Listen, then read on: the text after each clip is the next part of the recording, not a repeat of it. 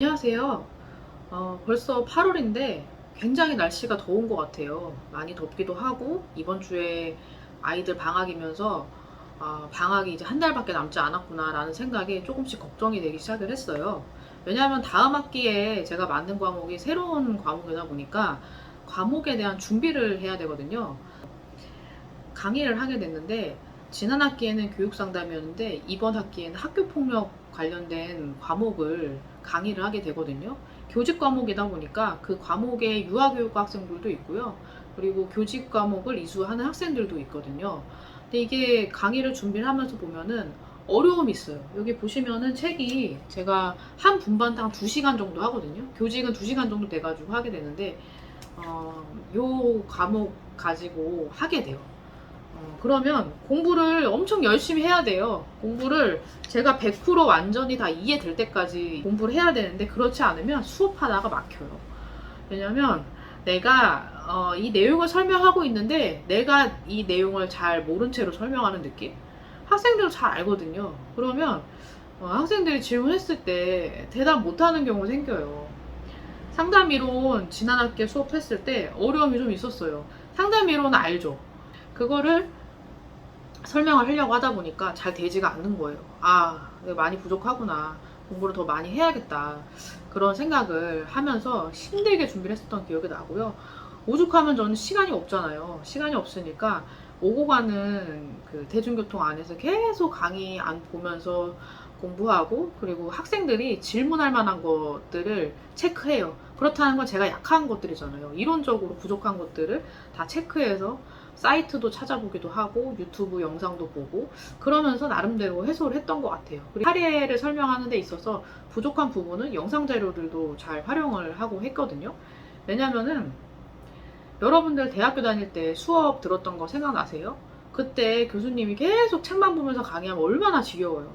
제가 생각을 해봤어요. 내가 학부생 입장이면 어떨까? 엄청 지겹겠다. 그럼 중간중간에 계속적으로 학생들이 수업에 집중할 수 있게끔 다양한 요소들을 해줘야 되는 거예요. 그게 강의식 수업만 하는 게 아니라 발표도 하고 토론도 하고 다양한 형태의 과제들을 주게 되는 거죠. 그러면 학생들도 되게 즐겁게 또 참여하기도 하고요. 그러면서 수업에 또 집중이 되기도 하고 적절한 시간에 쉬는 시간을 주는 것들, 학생들이 너무 졸려 보인다 그러면 좀 쉬게끔 해주고 그러면서 3시간을 보냈었던 기억이 나거든요. 이번에는 교직 과목은 2시간이어가지고 2시간 2시간씩 2개 분반을 하는데 아무래도 3시간짜리보다는 좀 더 압축이 돼서 밀도 있게 운영을 해야 된다는 점이 있고, 학과가 유아교육과를 또 맡게 되다 보니까 유아교육과 학생들한테 어떻게 수업을 해줘야 될까? 뭐 이런 생각도 하고는 있어요. 그러면 외부 특강이랑 대학 강의랑 뭔 차이일까 생각을 해보면 제가 요즘에 외부 특강은 많이 나가고 있지는 않아요. 대학 강의를 일주일에 한 2번 정도는 나가고 있기 때문에 나머지 시간 되는 날에 한해서 외부 특강을 나가고 있거든요. 외부 특강은 제가 하기를 하기 전에 생각을 해보면 뭐 강사하셨던 분들 직장생활 거의 다 하시잖아요. 그럼 직장생활 하면서 거기서 뭐 배우는 조직 내에서 이런 경험, 비즈니스 매너, 각종 여러분들의 삶에 성찰된 과정들이 다 있기 때문에 그런 것들을 중고등학생이라든지 대학생들한테 강의하기는 조금 더 수월한 측면이 있어요. 그리고 너무 교수님들 강의처럼 이론 기반으로 하면 학생들이 별로 좋아하지 않는다는 거죠. 학생들도 좀 자기가 듣기 편하고 이런 것들을 원하기 때문에 강사님들도 아무래도 이론적인 지식 전달보다는 실무적인 측면에서 뭐 조직 생활을 잘하는 방법, 대학 생활 잘 보내는 방법, 중고등학교 때 어떻게 미래를 잘 설계해야 되는 방법, 본인의 경험을 꺼내가면서 이런 얘기들을 할 수가 있는데 대학 강의는 그게 되지 않는다는 거예요. 대학 강의도 물론 수업을 하는 과정 중에 학생들이 너무 지겨워하면은 저의 얘기도 좀 꺼냈다가 뭐 이러면서 시간을 보내긴 하지만 기본적으로 전공이기 때문에 이 주어진 교재를 다 끝내고 그 교재에 대한 내용을 다 학습을 한다는 전제 하에 다 끝내야 되기 때문에 강의 계획을 굉장히 밀도 있게 세워야 되고 그 실행 과정에 대해서 잘 꼼꼼히 봐야 돼요.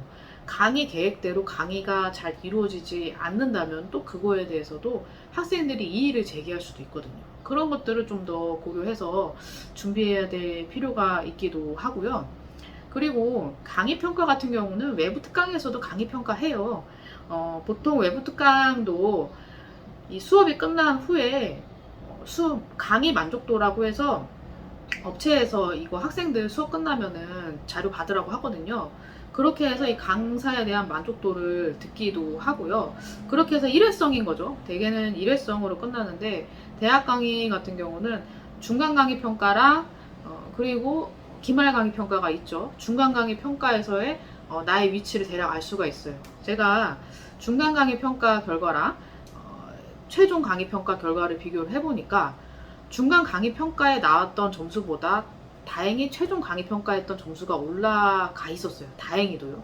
그렇다는 거는 중간 강의 평가 내용을 잘 봐야 될 필요가 있는 거죠. 중간 강의 평가에서 아니 뭐야 이거 학생 실없이 써놨네?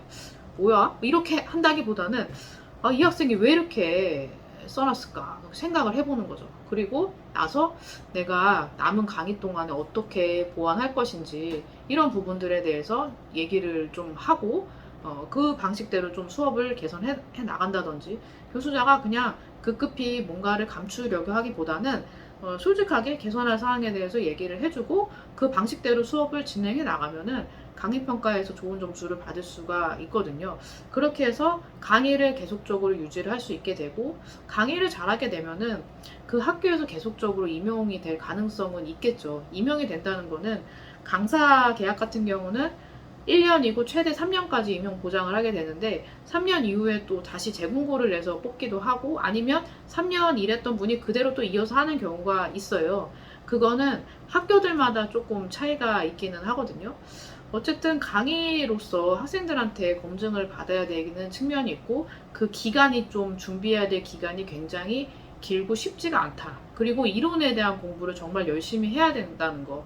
실무 경험만으로는 대학 강의가 커버가 되지 않아요. 물론 대학 강의를 할 때 실무 경험이 있다는 것은 굉장한 장점이 돼요. 왜냐하면 학생들이 실무에서의 궁금한 부분들을 또 많이 물어보기도 하기 때문에, 그런 측면에서 대학은 또 실무 경험이 있는 강사를 쓰는 걸 선호하기도 하겠죠. 현재 실무 경험이 있다면 외부 특강만 나가는 것들도 좋긴 하겠지만, 대학 강의를 나갔을 때 그런 시너지 효과가 굉장히 많이 클 수 있다는 것을 말씀을 좀 드리고 싶습니다. 그리고 경력증명서 부분인데요. 외부 특강 같은 경우는 대부분 업체를 끼고 강의를 나가는 경우들이 많이 있을 거란 생각이 들고요. 그리고 그렇지 않은 경우는 뭐 교육청에서 아니면 학교에서 직접 컨택이 해서 강의를 하게 되는 경우가 있을 텐데, 대개는 업체를 끼고 강의를 하는 경우들이 대부분 많이 있어요. 근데 이런 강의 경력이 조금은 곤란한 부분이 경력 증명을 하기가 조금 힘든 게 있어요. 그렇다 보니까 경력 증명을 위해서라면은 대학 강의 경력이 있어야 그게 경력으로서, 교육 경력으로서 인정이 되는 게 있거든요. 그런 측면이 차이가 있다는 거. 그래서 강사를 업으로 생각을 하시는 분들이라면 하루라도 빨리 학위를 하셔가지고 대학 강단에서 강의를 하고, 또 뭐 요즘에 학령 인구가 줄어서 또 대학 뭐 별로 비전이 없는 거 아니에요? 또 이렇게 얘기할 수도 있긴 하겠지만, 강의의 대상이 대학생뿐만 아니라 이제는 평생 학습자까지 확대된다고 생각을 해야 되는 거예요. 제가 종종 강의를 가보면요. 아예 20대의 학생들도 있기는 하지만 그렇지 않은 경우들도 종종 있고요. 전문대 강의 갔을 때는 아예 직장 생활 하다가 온 분들도 꽤 많이 있었어요. 평생 학습자를 모집을 해야 되는 시대인 거죠. 그렇기 때문에 내가 강사 일을 계속 하고 싶다라고 생각하는 분들이 계시면은 학위 과정을 좀 하셔서 준비를 하신 다음에 대학 강의를 하는 것을 추천을 드립니다.